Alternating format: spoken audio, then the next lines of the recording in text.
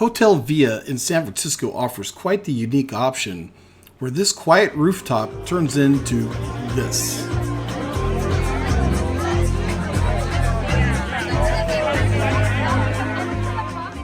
But don't get stuck with this view. And you should dine here. And you could walk across the street to catch a Giants game. We've never seen this off the bat of a right-handed hitter. And is it safe to walk the streets? We are Sippy Cup Adventures of Northern California, a niche travel channel about travel in Northern California. And recently, we've added our love for our Anjuna family music community.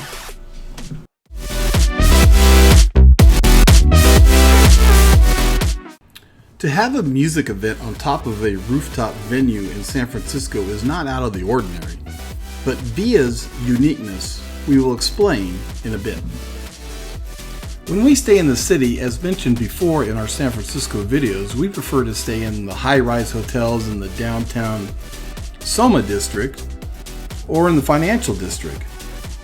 As you can see here is Oracle Park, and man, this 3D imaging on Google Earth is a little too exaggerated. But anyways, here is the Soma district, Soma meaning south of Market Street in red, and the financial district in green. Welcome in. Hotel Via doesn't provide the epic views we seek, but it's a nice stay. It's modern, clean, and the staff gets 5 stars. Most importantly, it's safe. But if you're not careful when booking, this will be your view. But for this weekend, we chose to stay at Hotel Via because of our music event on this rooftop. By staying here, it came with some benefits, like using the restroom in our room because the rooftop only has 2 shared bathrooms, so there's always a line. And we got to have our own cocktails, yet it did not save us from spending $300 at the bar. So yeah, I may or may not have gone down to the room to get my own cocktail, but again, we bought drinks for a bunch of the fam.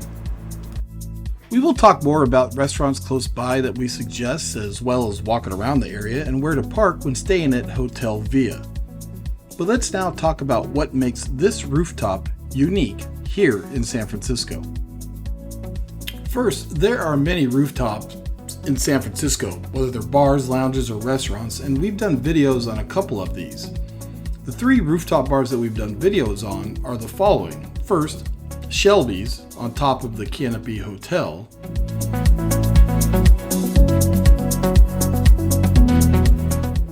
And then there's the Rise Over Run at the Line Hotel. Yeah, this day was a little challenging to say the least. They were new. And the Cabana restaurant on top of the Luma Hotel, which is close to Oracle Park. Oh, I guess there is a 4th rooftop that we've been to. Rooftop 25, or 25 Lusk, I'm not sure what it's called, is near Hotel Via. We've been here too for lunch. It's in the South Beach area. Yeah, I'm still learning my areas of San Francisco. South Beach, North Beach, of course I know where the Tenderloin is, Soma, the Dog Patch. And Hotel Via lays claim to be in the South Beach, Soma, and China Basin, so clearly it's just subjective. So that's what's cool about staying at Hotel Via is this rooftop is only available to guests, those who are staying here. Now we're here for a music event happening tomorrow. This place is going to be packed.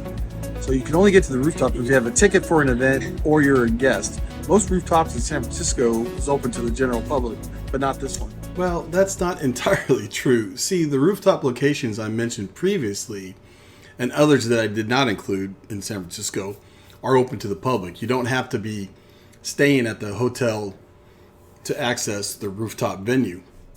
But after having an extended conversation with the Hotel Via employee, their rooftop is technically open to the public, but they don't advertise as so. So when Hotel Via, an independently owned and operated hotel, by the way, first opened in June of 2017, it catered to a lot of out-of-town visitors here to catch their team playing the Giants, or Giants fans visiting too, just across the street.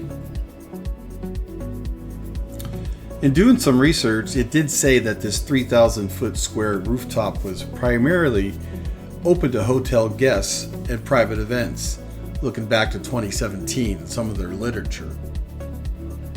So this posed a problem to some early guests who booked a room at the Hotel Via early on, back in 2017, 2018, specifically because the rooftop was to be all theirs as guests.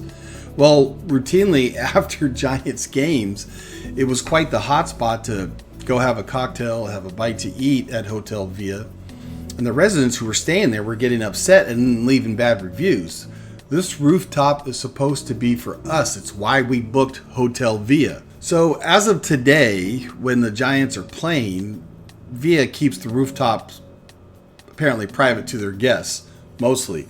I think each game, home game dictates on whether it's going to be open or not. It's currently the end of the season and they're out of the playoff hunt, so everyone come on in.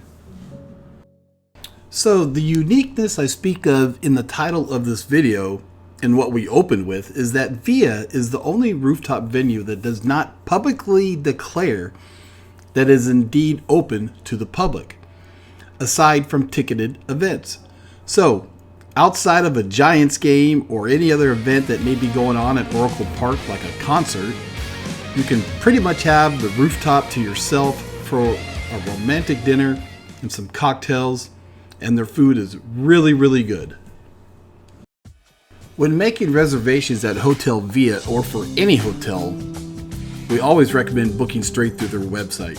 You save 10%. Yes, you can possibly book cheaper on hotel sites or apps, but if it's really cheap, then you're likely going to be staring into a wall. For us, it's important that we get some sort of view. Now, I'll post some prices too, but these are just an average price and are not reflective when the Giants are in town or a big concert, because obviously they will be much higher. Look for the park view rooms where, well, you're looking at the ballpark. This was our room. There's not a whole lot to see comparatively speaking to the high-rise hotels in downtown that we spoke of before, but you can at least follow street life, which is always fun. The South Beach rooms sound exotic, but you're staring into a wall, or the historic warehouse as it's advertised. Even with the South Beach suite, again, it's the historic warehouse. There is the Embarcadero room with 2 queen beds when you're looking into, you guessed it, a brick wall. If you're into brick, then these rooms are okay for you. I don't know, maybe there's a certain romanticism towards bricks for some people. Now the Harbor View rooms are on the higher floors where you can see over Oracle Park. So a little bit more of an expansive view from there. But the pinnacle at the Hotel Via are these Park View suites with a more panoramic view. Very pricey though. When looking for restaurants, this is how I do things. I go on Google Maps, find our location, and then simply scan the area for dining options. I mean, sometimes we have a plan and know where we want to go, but this is how I look for places to dine most of the time. I don't concern myself with Yelp reviews. We just find a place that sounds good and we go.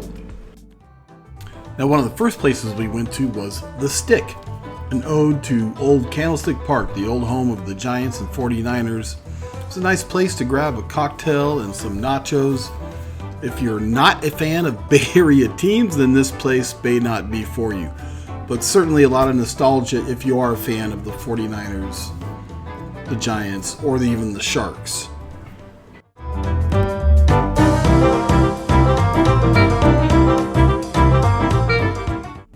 Then literally right below Hotel Via is the Underdogs Cantina, a fun place, a big restaurant and bar with games for the kids or adults upstairs with great food. A funny note here, the artist that we came to see, who goes by Embers, here on the rooftop, after the event, we went down to kind of chill out and sober up at Underdogs Cantina, and he came in. And I called him by his name, Jack, and he came and joined us. This Scottish lad is quite hilarious, quite humble, and it was just nice to visit with him, so fun day. But yeah, the one thing about the Cantina Underdogs, we went on the opening day of NFL on this Sunday, and they don't have servers, so you either have to order from the bar or scan the QR code on the table tent on each table, and they do a good job of getting your food out. I had to tell some people, hey, there's no servers, make sure you just scan this code or go up to the bar. So there is that. Within walking distance of Hotel Via, we have enjoyed Momo's before. They have a fabulous brunch. Then there's Mexican food, Indian food, New American, and for our Anjuna fam, Sun and Moon, a Thai place, coffee shops, and breweries. 21st Amendment Brewery, we got to check this one out. You know, a cafe, and of course, Frank's Java House, very popular spot.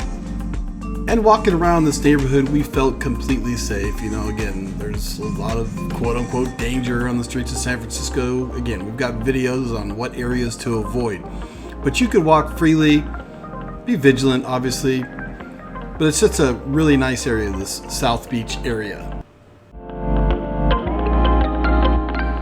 And where to park. So you're going to come in most likely on King Street. There's Oracle Park right there to the left. You'll see a sign. They'll have the sandwich board sign saying Via Hotel Reception, Valet Parking. So you're going to make a right, pull into this alleyway right here, and you'll see the front door and an employee standing out for valet and for check-in. And as we do in all of our videos about hotels in San Francisco, we always highly recommend valet. You always get your car back in one piece. But here's the alleyway where we came in the other side. If you're looking for parking, you go through the alleyway, and here on Townsend Street, there's the parking garage there. Again, you're going to pay $40 a day, or about between $60 to $75 for valet. I always recommend valet. So we hope that you found this video informative, and if you're planning to go to a rooftop event at Hotel Via, we highly recommend that you book a room, even if it's just a staycation. And if you're coming for a Giants game, there isn't a more convenient location than right across the street from Oracle Park. Thanks for watching Sippy Cup Adventures. Give us a like and subscribe. We always appreciate your patronage.